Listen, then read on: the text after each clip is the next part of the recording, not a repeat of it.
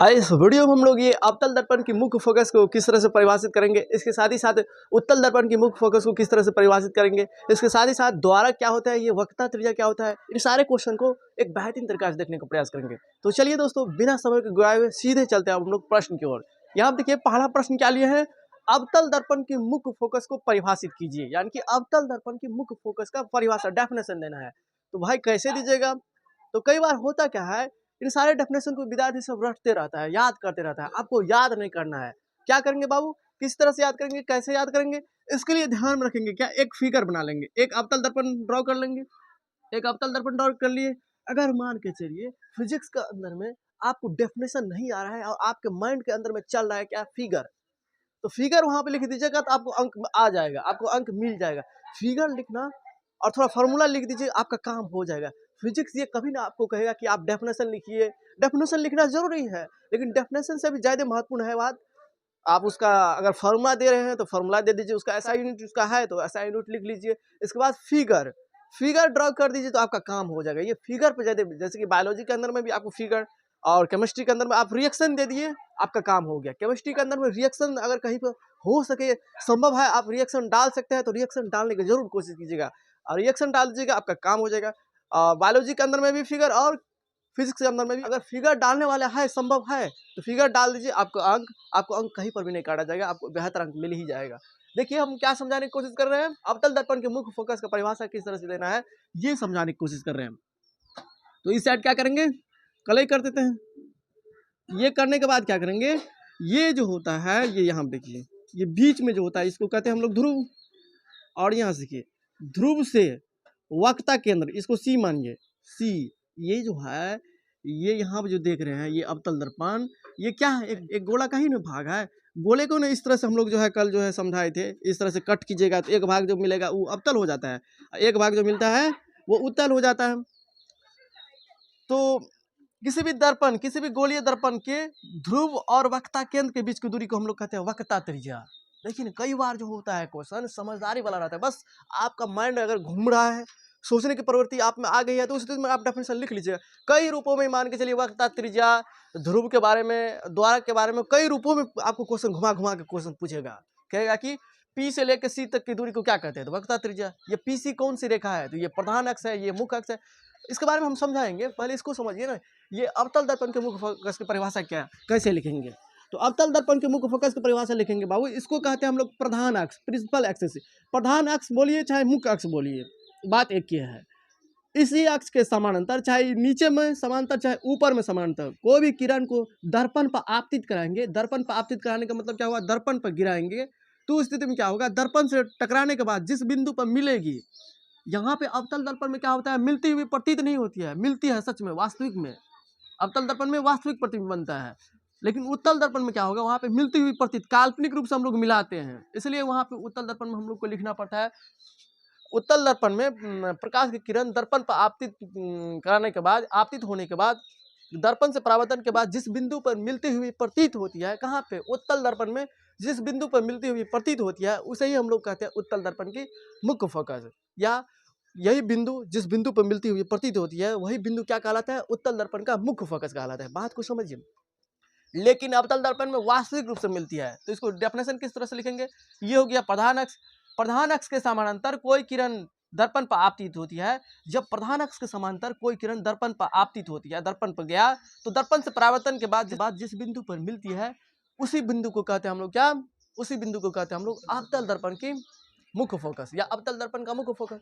जिस अनुसार से लिखिए ना, जिस बिंदु पर मिलती है, मिलती हुई प्रतीत होती है, तो वो हो जाएगा क्या, उत्तल दर्पण। अवतल दर्पण के मुख्य फोकस के बारे में अगर कहा जाए तो उसी में लिखिएगा, तो उसमें क्या लिखेंगे, अवतल दर्पण में मुख्य अक्ष के समांतर है। अब अवतल दर्पण के मुख्य फोकस के बारे में कह रहा है, तो अवतल दर्पण में मुख्य अक्ष के समांतर है। और उत्तल दर्पण के मुख्य फोकस के बारे में कहेगा, तो उत्तल दर्पण में मुख्य अक्ष के समांतर कोई किरण दर्पण पर जब आपतित होती है, तो दर्पण से परावर्तित होने के बाद जिस बिंदु पर मिलती हुई प्रतीत होती है, या जिस बिंदु पर मिलती है, वही क्या कहलाता है, मिलती हुई प्रतीत होगा तो उत्तल दर्पण का मुख्य फोकस, अगर मिलती है तो इसका मतलब अवतल दर्पण का मुख्य फोकस। तो इस तरह से समझिए।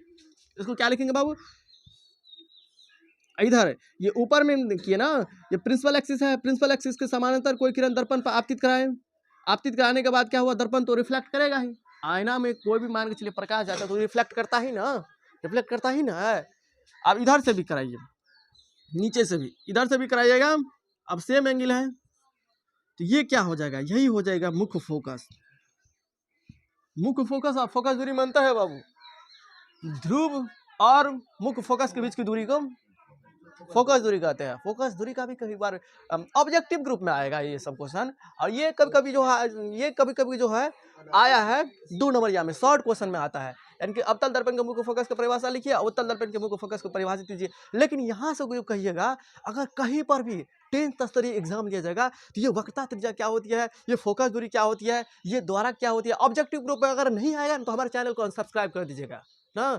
ये आता ही है, फिक्स है, यहाँ से क्वेश्चन बनता ही है। लेकिन ऑब्जेक्टिव ग्रुप में, और सब्जेक्टिव ग्रुप में भी क्वेश्चन पूछ सकता है, कहेगा कि दर्पण के द्वारक से आप क्या समझते हैं, दर्पण में मुख्य फोकस दूरी से आप क्या समझते हैं, फोकस दूरी से आप क्या समझते हैं, दर्पण में फोकस दूरी से क्या समझते हैं, दर्पण की वक्रता त्रिज्या से आप क्या समझते हैं। सब्जेक्टिव ग्रुप में भी आ जाता है, आ सकता है, लेकिन ऑब्जेक्टिव रूप में कंफर्म है, यहाँ से क्वेश्चन नहीं आएगा तब न कहिएगा। किसी भी बोर्ड से आप क्यों नहीं संबंध रखते हो, कहीं पर भी आपको मान के चलिए एग्जाम जो लिया जाता है गवर्नमेंट सरकार के द्वारा जो लिया जाता है, 6 माही या जिस माही में लिया जाएगा, तो यहाँ से क्वेश्चन पूछा जाएगा, इसलिए इसको ध्यान से पढ़ना है। तो हम ये ऐसा कर सकते हैं कि आप लोगों ने अवतल दर्पण के मुख्य फोकस को किस तरह से डेफिनेशन देना है और उत्तल दर्पण के मुख्य फोकस को किस तरह से डेफिनेशन देना है, इसके बारे में समझ लिए।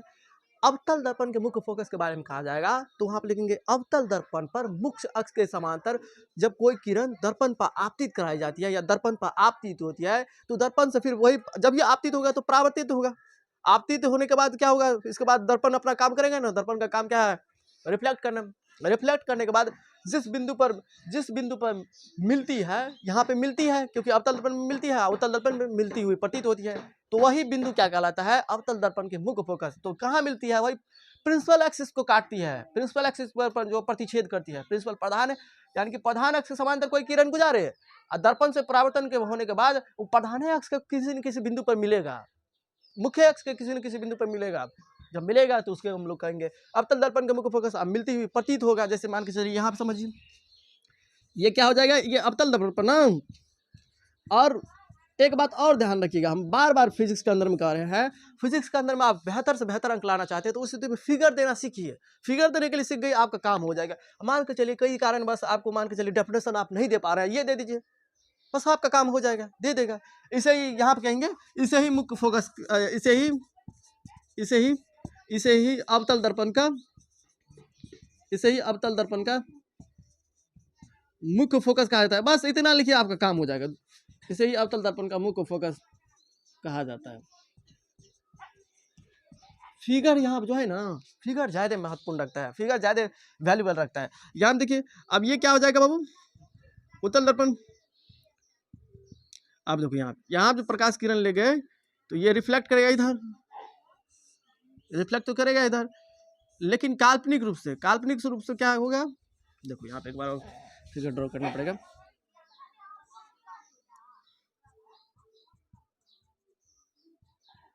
आप अच्छा से बना लीजिएगा।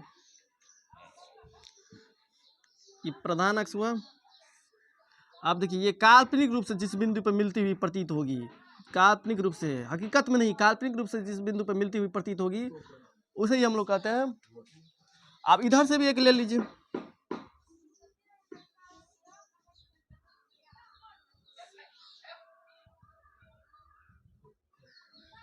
इसे क्या कहेंगे हम लोग, उत्तल दर्पण का मुख्य फोकस। क्योंकि उत्तल दर्पण में जब चर्चा होगा तो उत्तल दर्पण का मुख्य फोकस, अब जब अवतल दर्पण में चर्चा होगा तो अवतल दर्पण का मुख्य फोकस ना। इस तरह से हम ये आशा कर सकते हैं कि आप लोगों ने इसको एक बेहतरीन तरीका से समझ लिए होंगे।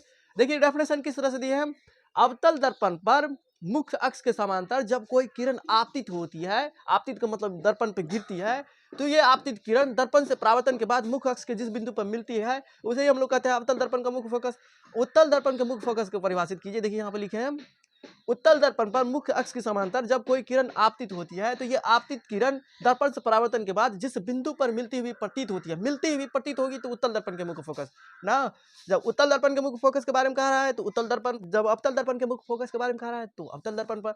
अब आइए द्वारक के बारे में आपको समझाने की कोशिश करते हैं। द्वारक क्या होती है, द्वारक होती है, देखिए यहाँ पे द्वारक के बारे में समझिए, इसे ही हम लोग क्या कहते हैं, द्वारक। देखिए यहाँ पे एक वृत्ताकार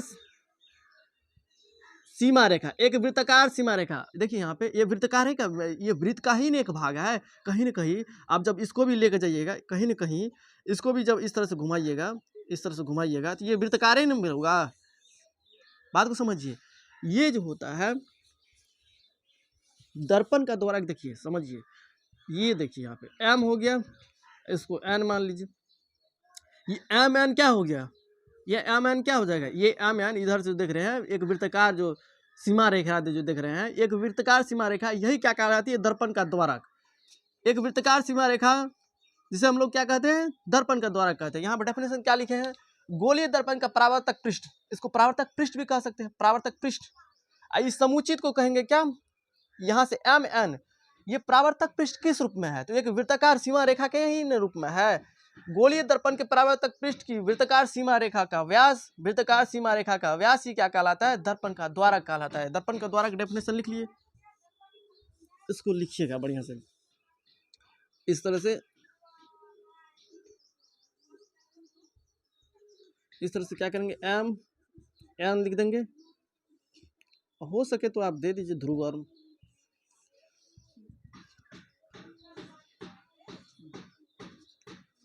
इस तरह से कर दिए,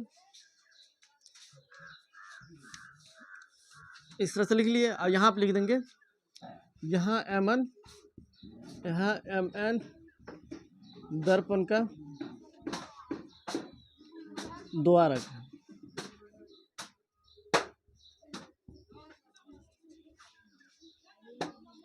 यहाँ में एम एन दर्पण का द्वारक है ना।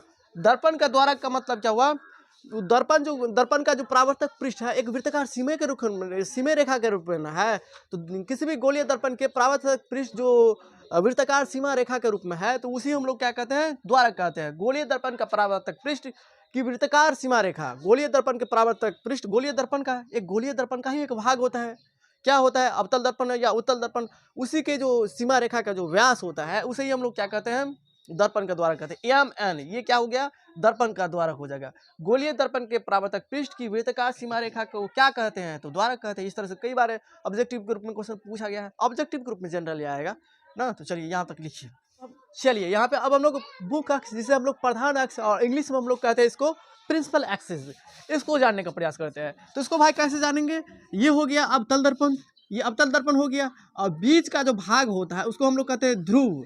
द्वारक के मध्य भाग को क्या कहेंगे हम लोग, ध्रुव कहेंगे। अब ध्रुव से ही दर्पण में क्या मापी जाती है, दूरियां मापी जाती है। तो देखिए यहाँ पे ये पीसी क्या हो जाएगा, पीसी हो जाएगा। पीसी जो एक रेखा जो है, ये पीसी लेंथ को कहेंगे क्या, वक्रता त्रिज्या। लेकिन ये पीसी यानी कि ध्रुव और वक्रता केंद्र से होकर गुजरने वाली रेखा, ध्रुव और वक्रता केंद्र से होकर गुजरने वाली काल्पनिक रेखा को ही हम लोग क्या कहते हैं, मुख्य अक्ष या प्रधान अक्ष, जिसे हम लोग अंग्रेजी में प्रिंसिपल एक्सिस कहते हैं। यहाँ पे ध्रुव और वक्रता केंद्र से होकर गुजरने वाली रेखा, ये काल्पनिक रेखा क्या होती है, एक प्रिंसिपल एक्सिस होती है, जिसे हम लोग प्रधान अक्ष या मुख्य अक्ष भी कहते हैं। लेकिन यहाँ पे कहेगा कि ध्रुव और वक्रता केंद्र के बीच की दूरी को क्या कहेंगे, तो ध्रुव और वक्रता केंद्र के बीच की दूरी को कहेंगे हम लोग वक्रता त्रिज्या। ये वक्रता त्रिज्या होती है। इस तरह से यहाँ पे समझिए, जैसे कि मान के चलिए ये सेंटर हुआ, ये मान के चलिए ये गोला, क्योंकि वृत्त तो होगा नहीं। अब वृत्त एक तरह से लेट कर लीजिए, मान लीजिए, तो ये सेंटर हुआ, सेंटर से परिधि को मिलाने वाली रेखा को क्या कहते हैं हम लोग, त्रिज्या कहते हैं ना। ये त्रिज्या ही नहीं होता है, किसी भी वृत्त के केंद्र और उसके परिधि को टच करने वाली रेखा क्या कहलाती है, त्रिज्या कहलाते हैं। तो ये भी यहाँ पे ये क्या है, ये सेंटर है। ये गोला एक खोखले गोले का एक भाग ही ना है, गोले का ही ना एक भाग है, और गोले का एक भाग है तो गोला में क्या होगा, सेंटर तो होगा। सेंटर और सेंटर से परिधि को ये टच किया लाइन, सेंटर से परिधि को टच किया लाइन, इसका मतलब ये क्या हो जाएगा, ये रेखा को कहेंगे, इसको क्या कहेंगे, मुख्य अक्ष, प्रधान अक्ष। और पीसी की दूरी को कहेंगे हम लोग, यहाँ से यहाँ तक की दूरी को कहेंगे क्या हम लोग, त्रिज्या। ये वक्र है, ये यहाँ पे जो देख रहे हैं ये द्वारक, ये वक्र है ना, तो वक्रता त्रिज्या। वृत्त है तो वृत्त का त्रिज्या, जिस रूप में आकृति रहेगा उसका त्रिज्या। गोला है तो गोला की त्रिज्या, कर्व है सरफेस, तो परावर्तक पृष्ठ यहाँ पे क्या है, कर्व है, इसलिए हम लोग कहते हैं कर्व का मतलब क्या हुआ, वक्रकार, इसलिए हम लोग कहते हैं क्या, वक्रता त्रिज्या, क्योंकि कर्व है ना सरफेस, परावर्तक पृष्ठ क्या है, कर्व है, तो इसलिए हम लोग कहते हैं centre of curvature. Centre of curvature यानी कि वक्रता केंद्र, सेंटर ऑफ रेडियस यानी कि वक्रता त्रिज्या, इसीलिए हम लोग इसको कहते हैं वक्रता त्रिज्या ना। वक्रता त्रिज्या का मतलब क्या हुआ, वक्रता त्रिज्या का मतलब हुआ वक्रता केंद्र और ध्रुव के बीच की दूरी को हम लोग क्या कहेंगे, वक्रता केंद्र और ध्रुव के बीच की दूरी को क्या कहेंगे? वक्रता त्रिज्या कहेंगे। अब आइए वक्रता केंद्र के बारे में जानते हैं। तो जिस तरह से वृत्त के अंदर में केंद्र रहेगा तो वृत्त का केंद्र, गोला के अंदर में केंद्र रहेगा तो गोला का केंद्र, ठीक उसी तरह से वक्रता केंद्र कहेगा कि दर्पण के वक्रता केंद्र से आप क्या समझते हैं? दर्पण के मुख्य अक्ष या प्रधान अक्ष से क्या समझते हैं? दर्पण की वक्रता त्रिज्या से आप क्या समझते हैं? तो जिस तरह से अलग अलग आकृतियों के अंदर में जब केंद्र होता है तो उसका केंद्र, ठीक उसी तरह से यहाँ पर कह रहा है वक्रता केंद्र। तो कर्वेचर, तो यहाँ पे जो है परावर्तक पृष्ठ क्या है?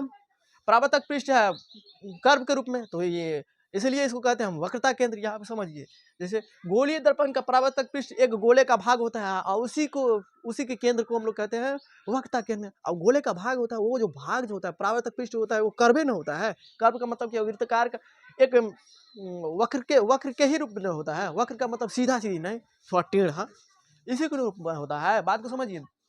गोलीय दर्पण का परावर्तक पृष्ठ, गोलीय दर्पण का परावर्तक पृष्ठ एक गोले का ही एक भाग होता है। ये जो परावर्तक पृष्ठ है एक कहीं ना कहीं एक गोले का ही ना एक भाग है। गोलीय दर्पण का परावर्तक पृष्ठ एक गोले का भाग होता है। इस गोले के केंद्र, इस गोले का केंद्र ही क्या कहलाता है? दर्पण का वक्रता केंद्र कहलाता है ना। इस तरह से हम आशा कर सकते हैं कि आप लोगों ने इसको एक बेहतरीन तरीके से समझ लिए होंगे। गोलीय दर्पण का परावर्तक पृष्ठ एक गोले का भाग है। इस गोले का केंद्र दर्पण का वक्रता केंद्र कहलाता है। दर्पण का वक्रता केंद्र कहलाता है। इसे सी से सूचित करते हैं, centre of curvature, centre of radius, centre of curvature. ये इस तरह से समझे। सेंटर ऑफ कर्वेचर का मतलब क्या हुआ? वक्रता केंद्र। बात को समझिए। अब वक्रता त्रिज्या के बारे में जानिए। तो वक्रता त्रिज्या के बारे में ध्रुव और वक्रता केंद्र के बीच की दूरी को, ध्रुव और वक्रता केंद्र के बीच की दूरी को कहेंगे क्या? वक्रता त्रिज्या। यानी तो दूसरे रूप में किस तरह से लिखेंगे?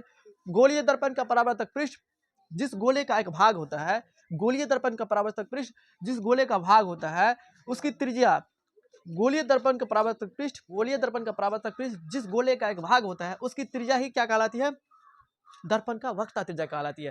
दर्पण अगर कर्वेचर है, दर्पण जो है उसका द्वारक जो है अगर मान के चलिए कर्व के रूप में है, कर्व में थोड़ा इस तरह से है, तो जिस रूप अनुसार से होगा तो उसका वो केंद्र होगा। क्योंकि कर्व है तो उसको कहेंगे वक्रता केंद्र।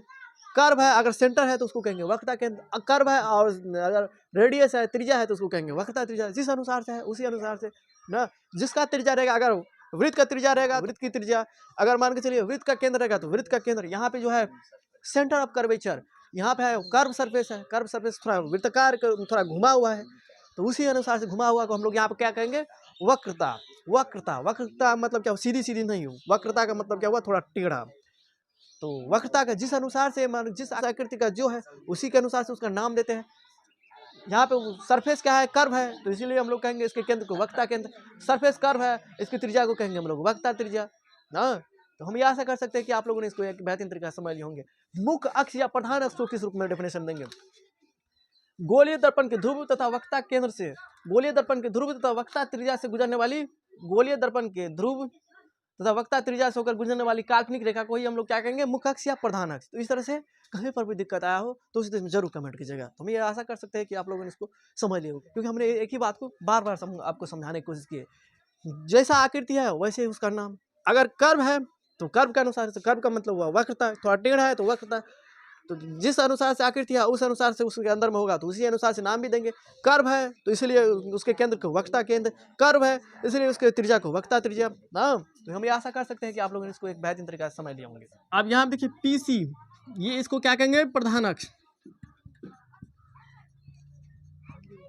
पीसी से लेकर दूरी को इसको क्या कहेंगे? वक्रता त्रिज्या। ये दूरी को, ये रेखा को कहेंगे क्या? प्रधान अक्ष। ये दूरी को कहेंगे क्या? वक्रता त्रिज्या।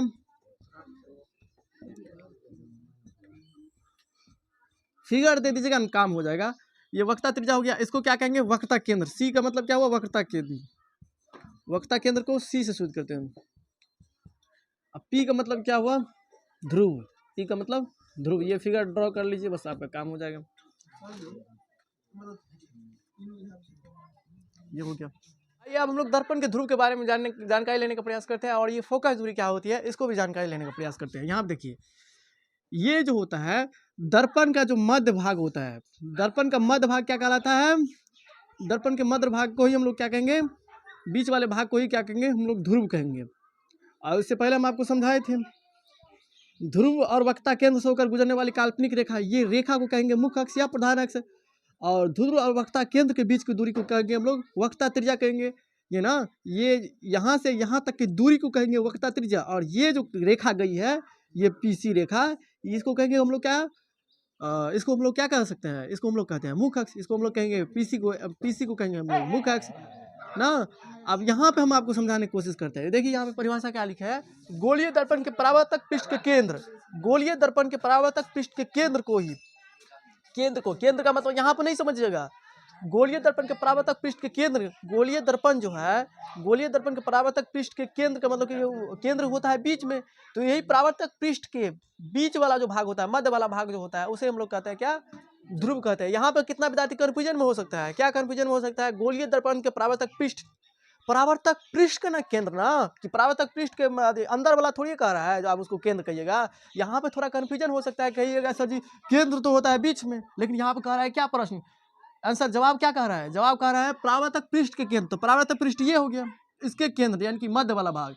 केंद्र का मतलब क्या होता है, किसी भी आकृति के अंदर में केंद्र, किसी भी आकृति के अंदर में केंद्र जो सेंटर जो होता है वो कहाँ होता है, बीच में ही ना होता है, मध्य में ही ना होता है। बात को समझिए, यहाँ पे कह रहा है परावर्तक पृष्ठ के केंद्र, परावर्तक पृष्ठ के केंद्र का मतलब ये द्वारक का केंद्र, द्वारक का मध्य भाग एम एन, इसको जो मानिएगा लेट कीजिएगा, एम एन ये क्या है, एक द्वारक है, एक वृत्ताकार सीमा रेखा है ना, एक वृत्ताकार सीमा रेखा है जो कर्व के रूप में है, वक्रता के रूप में, वक्र के रूप में, इसलिए हम लोग कहते हैं वक्रता ना। जिस अनुसार से जैसे आकृति है वैसे उसका नाम देंगे।